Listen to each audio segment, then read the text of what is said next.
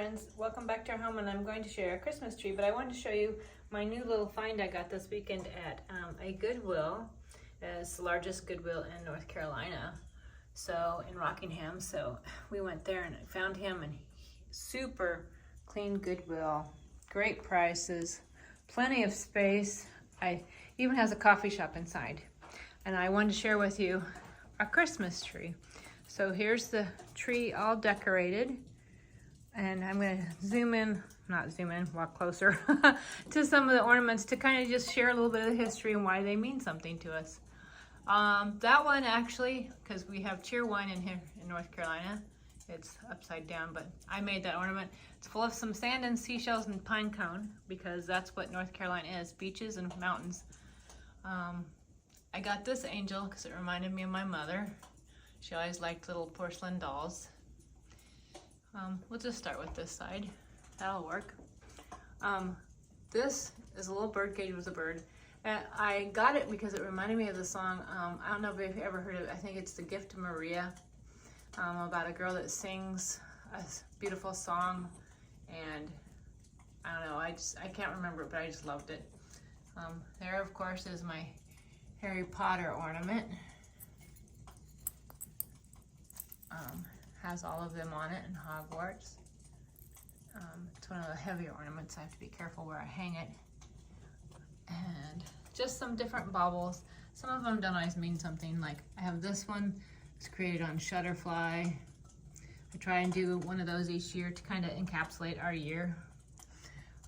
My grandparents lived near Galveston, so I've got that one year. It reminded me of visiting them in Galveston, Texas. A long time ago, we had a dog. He was a peekapoo, and his name was Goliath, so I painted that in memory of him. I also have this little ornament in memory of him as well. Last year I made this. It's just an ornament wrapped with really fun, fuzzy yarn. I did make the paper chain. I ordered off Amazon papers that are like vintage recipes and song pages, and stapled them together. That is, there's a glare there, but that is our cat Lenny. So that's his ornament. He will be 14 or 15, can't remember this year. There's one of my Hedwig owls. There's the one I made for us this year. Got all of us on it in Fayetteville, where we live. Then we have that ornament. That is Snoopy. He hung on my tree since I was a child, probably 4 or 5 years old, so he's 50 years old easily. This is my mama.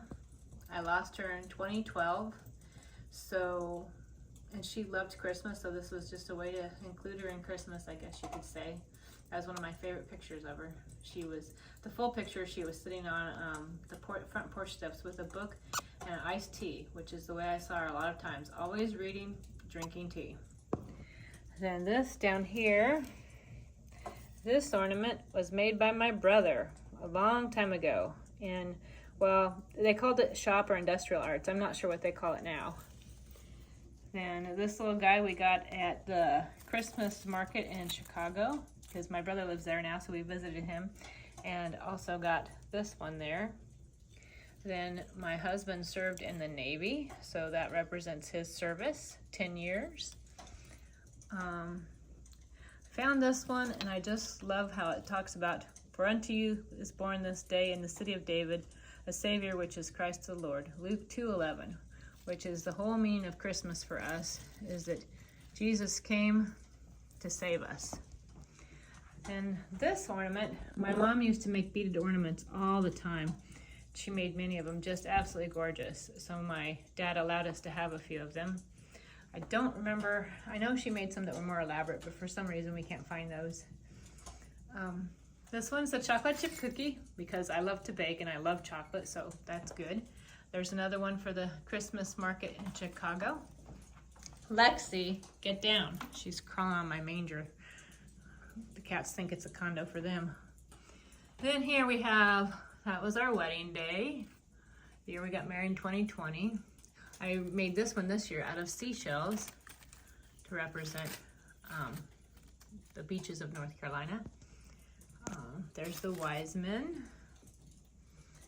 Pine cones. This was a new one this year, made to kind of cartoon way of representing all of us. Darren said it's not real because there's no way Lexi would be next to Mika.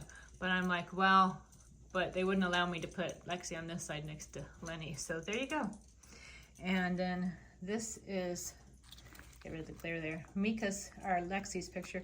I need to get a frame just for Mika. I'm gonna have to search for that. And another one of the fuzzy balls I made. This, someone had made a long time ago, and I found it at a Goodwill, or a garage sale. And I just love it. It's, you know, I don't know who made it, but it's always hung on my tree since I found it, so it's really old. I've had it a long time. Lexi, yep, she's over here being ornery. Then that's an ornament my daughter Haley made for me. And then another Hedwig owl. And then I have a few randomly, like here, and then here, and there, shiny brights, so older ornaments I really love. There's another one of our year ornaments. And then this is from when we visited Chimney Rock and took our trip out in western Nebraska. Let's see, then we have this for It's a Wonderful Life and George Bailey. We have to have a bell for the angels. Then there's a glass ornament for Chicago when we visited, and my brother used to live really close to the clock tower and the Hancock Tower, so that was really cool. I love cardinals. They remind me of my mom, and I just love them anyway, so I have that. This is another one of the beaded ornaments she made. It's just gorgeous. Looks like beads are a little wonky, but anyway. Then when we went out west, I wanted a covered wagon. This one and this one are my two favorite shiny brights, shiny bright ornaments. And then there's another one of the yearly family ornaments. I believe that was last year. Yep, 2021. Then we have this one that I got to represent my mother. So that's my mother and I when I was about a year. And that's her later on. It says Mom and Grandma because I also made the same ornament for my daughters. Then this year in my Whimsy Barn mystery package, I got this to remind me of her. This is a Pooh ornament. When my daughter was about 4, Haley, we made these with decoupage and glitter and wire and called them Pooh ornaments. And we made those and gave them away. Here's another one of the ornaments my mother made. One of these times I might have to get ambitious and patient and make one myself and see if I can do it. Many years ago we had a Goliath. I think you saw him on the other side. But this was an ornament hanging on the first Christmas tree I had with Goliath, and the sucker pulled it off and chomped it and kind of broke parts of it, and this was my jerry rig. And my friend Marnie said, you should save that because it'll mean something to you, and sure enough it does, as silly as it is. A decrepit ornament. There's our Fayetteville where we live in North Carolina. I love this ornament. And then this is to represent my kitty. He's the first cat I've ever owned, so he's pretty special. Then let's see, what else do we have? More of my candy ornaments, just for fun. There's another year ornament, 2016, and there's 17. I believe I have one for every year. I just don't know exactly where they are on the tree. There's another one of the yarn ornaments I made. And then one of my friends gave me this because they know I like to bake. And there's another representation of Fayetteville, the market house. Another shiny bright. And I believe that's all the ornaments on the tree. And then last but not least, one of the most important things is the nativity. So it's got the 3 camels, baby Jesus, Mary, Joseph, 3 shepherds, a donkey, a cow, Excuse me, Lexi. The 3 kings and a couple sheep. My mom made it the year I was born, so that makes it 54 years old. The manger was made by my grandpa, Lexi. She's determined to be in the video. Any other time she wouldn't care. And there she is. Lexi, May.